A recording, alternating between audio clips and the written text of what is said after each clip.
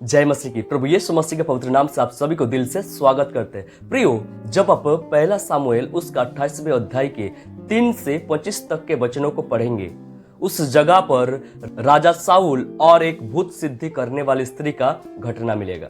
उस जगह पर हम देखते हैं कि राजा साउल एक भूत सिद्धि करने वाली स्त्री के द्वारा परमेश्वर का पवित्र भक्त मरे हुए सामुएल का आत्मा को बुलवाता है।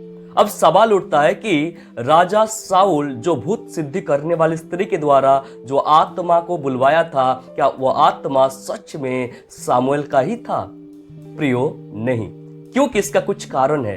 एक, देखिए, सामुएल विश्राम स्थान में था जो परमेश्वर के नियंत्रण में था।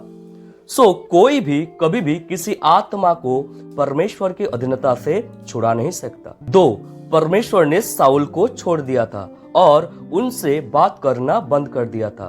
परमेश्वर ने साउल की किसी भी बातों का उत्तर किसी भी माध्यम से नहीं दे रहा था, ना तो सपने के द्वारा और ना ही भविष्यवक्ताओं के द्वारा। परमेश्वर कभी भी साउल की इच्छा की पूर्ति के लिए सामुएल को इस पृथ्वी पर नहीं भेजेंगे। 3, परमेश्वर तंत्र मंत्र करने वाले, भूत साधने वाले, टोन्हा करने वाले, ओझा, गुनी, जादूगरनी इत्यादि से परमेश्वर घृणा करते हैं। परमेश्वर इनके विनती से कभी भी सामुएल के आत्मा को नहीं भेजेंगे। 4, दुष्ट आत्माएं परमेश्वर से डरते हैं और कांपते हैं, इसलिए कोई भी दुष्ट आत्माओं की सहायता से किसी पवित्र व्यक्ति का आत्मा को विश्राम स्थान से जो परमेश्वर की अधीनता में है नहीं ला सकता। 5, सामुएल पृथ्वी पर एक पवित्र जीवन व्यतीत किए, इसलिए एक भूत सिद्धि करने वाली सामुएल के साथ किसी भी तरह के संबंध नहीं रखते थे।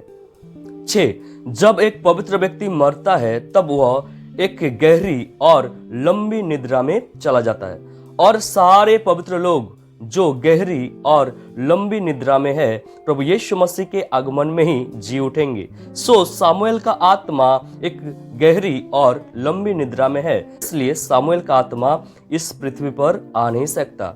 जब आप पढ़ेंगे लूका रचित सुसमाचार उसका 16 अध्याय के 19 से 31 तक के वचनों को, उस जगह में हम देखते हैं लाजर और धनवान व्यक्ति के बारे में।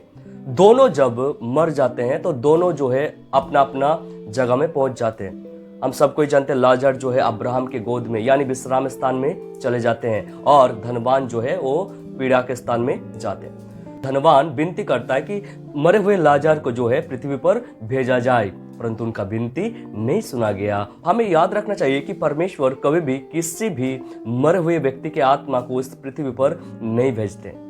तो फिर वो आत्मा कौन था जिसको राजा साउल एक भूत सिद्धि करने वाली स्त्री के द्वारा बुलवाया था? फिर वो आत्मा दुष्ट आत्मा था। हमें समझना चाहिए कि दुष्ट आत्मा जो है वह एक नंबर का नकलची है। दुष्ट आत्मा सामुएल का रूप लेके नाटक कर रहा था। वो आत्मा दुष्ट आत्मा था, ना कि परमेश्वर का पवित्र भक्त मरे हुए सामुएल का आत्मा था। कभी कभी कोई सोचता है कि मैंने अपने प्रियजन को देखा, मैंने अपने दादाजी को, मामा जी को, काका जी को, फुआ जी को, कई सारे अपने मरे हुए प्रियजनों को देखने का या उनके आवाज को सुनने का दावा करते हैं। मैं उन सभी को बोलना चाहता हूं कि देखिए, आपने जिसको देखे हैं वो आपका प्रियजन नहीं था, वह हो सकता है कोई दुष्ट आत्मा होगा। कभी भी कोई व्यक्ति मरने के बाद इस पृथ्वी पर नहीं आते हैं और ना ही परमेश्वर कभी किसी आत्मा को इस पृथ्वी पर भटकने के लिए छोड़ देते हैं। बहुत बहुत धन्यवाद इस वीडियो को देखने के लिए। परमेश्वर हम सबको आशीष करे।